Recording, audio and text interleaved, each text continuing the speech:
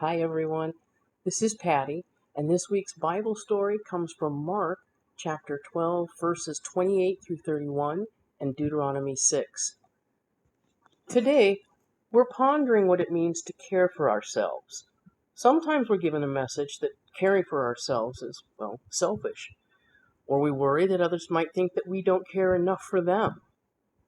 But it's so important to have love and compassion for ourselves that God even included it as one of the greatest rules to live by.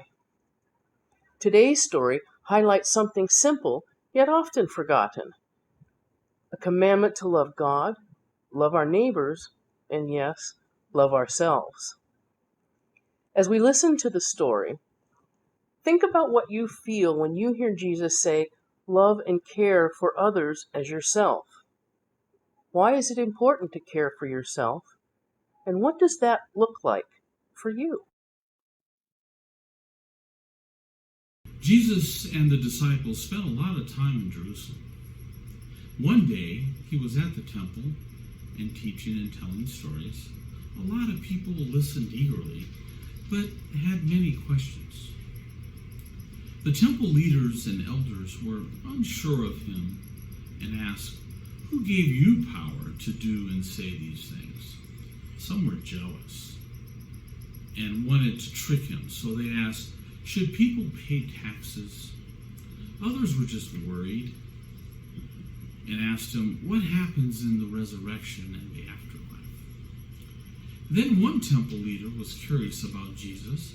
He saw that he was wise and kind, and he asked him, "Which one of God's laws, commandments, is most important?" And Jesus answered, the one we all know about, "Hear, O Israel, the Lord our God, the Lord is one, and you shall love the Lord your God with all your heart, with all your soul, with all your mind, and with all your strength." Before the leader could ask, Jesus went on, "The second is love your neighbor as yourself. These two are the most important of God's laws."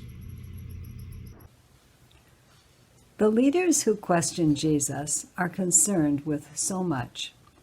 They're focused on things that aren't related to loving God, loving neighbors, or loving ourselves. They don't understand or trust Jesus, how he heals, teaches, loves, and how the people follow him. So they asked him, where did you go to become a teacher? Because they didn't understand where he got his power and knowledge. They asked him about his political views, hoping he would choose one side or maybe the other, and make at least some people angry with him if he didn't choose their side. They asked him about complicated things, like the afterlife, that's life after death, because they thought he wouldn't be able to give a good answer. And then the people would become unsure of him and stop following him.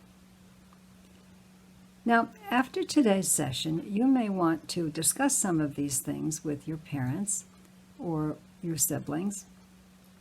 And some of the things you might like to talk about are, what does it mean to love ourselves? Why is this important? How does having love for ourselves help us love others? And how does that help us to love God? What are some ways that you can love yourself? Now, imagine what it would be like to be in the crowd hearing these kinds of questions. What would it be like to hear Jesus remind the people of God's most important rules to live by? How do you imagine the disciples felt listening to religious leaders asking Jesus these questions? And why do you imagine religious leaders were unsure of Jesus? And lastly, imagine why Jesus' words might have been surprising to hear, in fact, very surprising to hear. All these questions and ideas are on page 76, so you can look back at them. And at the bottom of the page, there's a picture for you to color. So color it in this week and then bring it with you to our Zoom session on Sunday at noon. And we'll see you there.